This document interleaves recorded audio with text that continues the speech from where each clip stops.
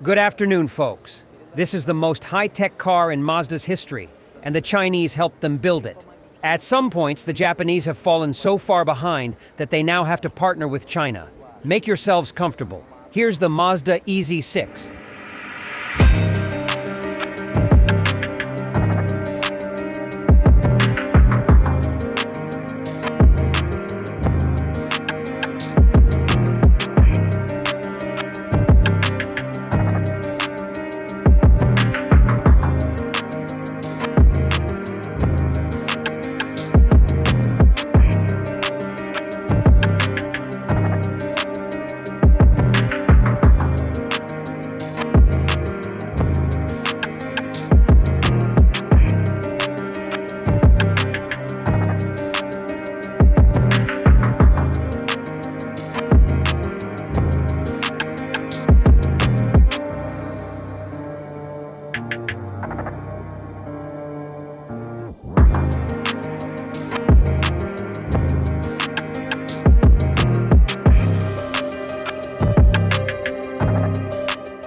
I rarely talk about design.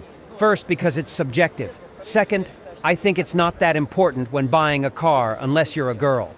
However, here, they've drawn it well. You must agree, it looks nice. Active rear spoiler. You can see the downforce on the screen. Let's look in the trunk. 475 liters. I folded the back row down, and now there's a flat floor.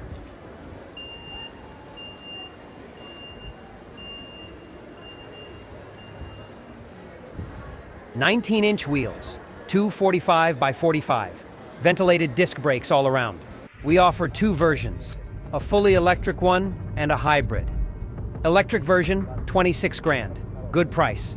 The hybrid is 24 grand, a tad cheaper. Let's review the specs. Suspension is McPherson in the front, multi-lever in the back.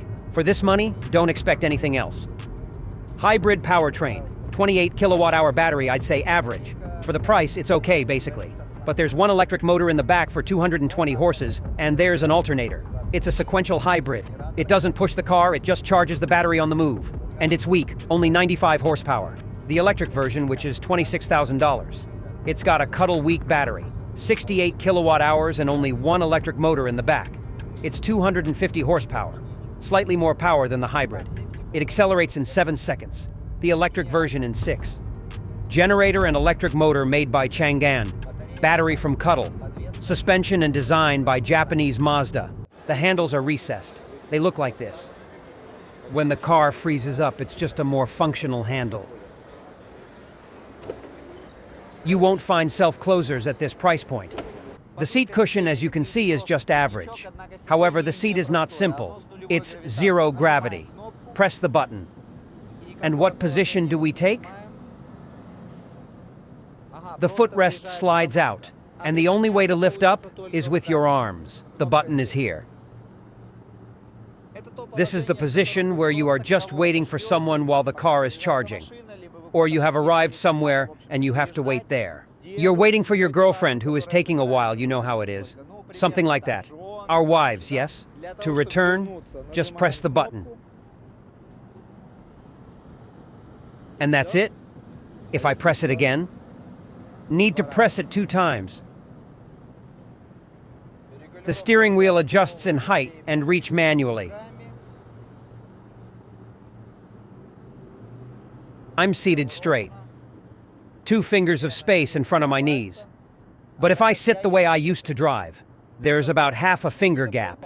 But for someone taller than me, it would be cramped in this position. Would be cramped.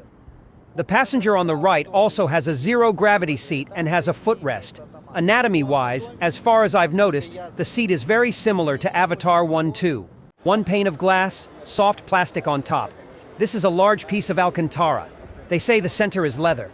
I'm not sure. Feels like artificial leather. There's plastic, 14 Sony speakers. Massage ventilation heated in the front, nothing in the back. The seat materials aren't bad. It's a big piece of good quality Alcantara.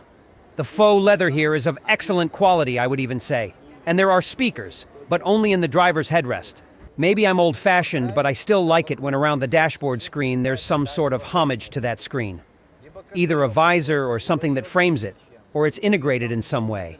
Just when they place a bare screen here, it would be better if it wasn't there. I'm not against having a dashboard screen, but I think the projector has surpassed everything. I drove the L9 and didn't miss the dashboard screen for a moment. Not at all. I believe the projector has truly surpassed everything, especially when you see the map and the cameras that were introduced on the sides of the L9 with the new firmware. Basically, the cameras send the image to the projector. That's it. The screen isn't really needed here, but if it's present, it had to be designed beautifully somehow, and they did it. And in general, well done. I also like the design of the dashboard. I think they got it right. You should agree, they did. Well, the screen in the center, but this is a new trend, because the screen is screen. Because cameras, you can see everything around you. You've got a big picture. The cameras here are of average quality, by the way, but at least you can see it all better. The picture is clearer, the map is easier to see. You can't project the map there. You can do it in the corner here. When it's big here, it's much more convenient. Everything is user-friendly. You can use it like a tablet when you arrive and wait for someone. Open TikTok. You can browse the internet there, watch videos, movies, and everything else. Well, that's a whole different story. The air here is just as it was. There are two areas for wireless charging, one on the left with ventilation. They don't specify the wattage. The glove box is covered with fabric here. Regarding materials, I'd even say they've exceeded expectations for this price.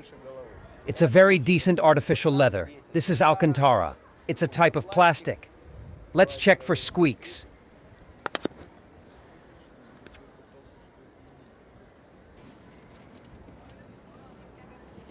Well, there was a little. There's a little sound.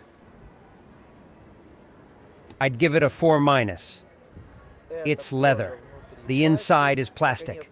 Mazda finally has an advanced voice assistant that can be used to control all the electronics. They've integrated a button here. The buttons are responsive. The car now has an auto parking feature, camera 360, cruise control, and simplified autopilot. And, as you can see, 2 buttons that you can bind something at your discretion. The gear selector has been integrated here. And the older brother's gaze. The central screen is 14 inches. It has an average picture, very similar to the BYD cars, but the chip works quickly. Now Mazda's screen is smooth. Swipe down for applications. Here is a hotkey. It supports 5G internet. This car can be put in guard mode. That is, when you sleep, the vehicle eats up the battery, but as soon as someone approaches the car, the camera instantly starts recording video.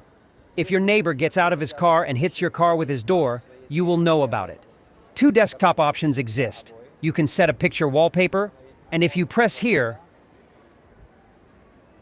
you'll always have the map. A map and some widgets on the left. We can fold the mirrors with this button on the screen.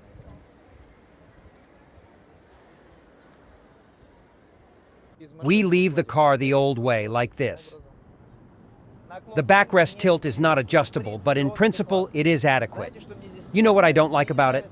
I don't like the seat itself. I think it should be longer, a little higher and softer. This is not the comfort level of the back seats of cars like the Avatar 1-2, Zeekr 001, BYD Han. Not even the level of BYD Seal and the new BYD Chin-L. In those cars, the seat in the back, it's more comfortable.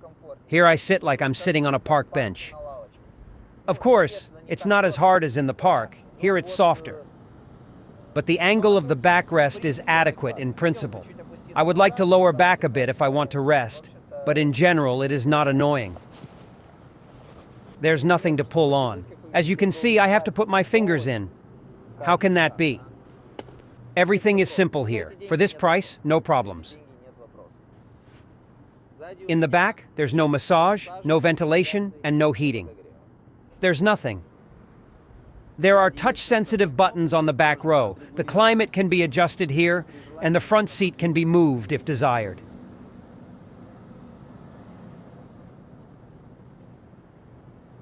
There are 2 choices. One has a full panoramic roof without a shade, and here's a version with 2 sunroof, but with sunshades. In the front and rear. All versions will use ordinary fabric, just ordinary fabric. Hazard lights, SOS on top and light bulbs, has an interior camera, the mirrors as usual. The electric version I don't think is interesting, too small a battery. But the hybrid one, in terms of technology, it overtakes any other Japanese. I mean its classmates and even Volkswagen. Okay, now let's see how it drives. Despite the fact that it is McPherson, the Japanese have tuned this suspension better than in such cars of Chang'an, Chery, Geely, and similar budget Chinese brands. And as much as their owners are saddened by those words, it's a fact. How did they tune it? Everything here is aimed at handling. This car is sharp, tight suspension, a little stiff on 45 profile. I wouldn't take top wheels, better a 50. To me, this suspension is more interesting than that of the new Camry, Accord, and Passat. The Accord is no good at all. No soft, no handling. I don't understand what they did there at all. The Camry is softer than this, but less sharp. I like the acceleration here more than in theirs. We're driving a hybrid. It's about 7 seconds to 100, but it's electric acceleration. At full throttle, there's nothing jerky, there's no delay, you press, and you get all the torque instantly. Those were the strong points. Now let's talk about the weak ones. The soundproofing here is poor. In principle, it is weak in all Japanese, except that Toyota has more or less. I am not speaking now for some flagship models. I am speaking for classmates of this sedan.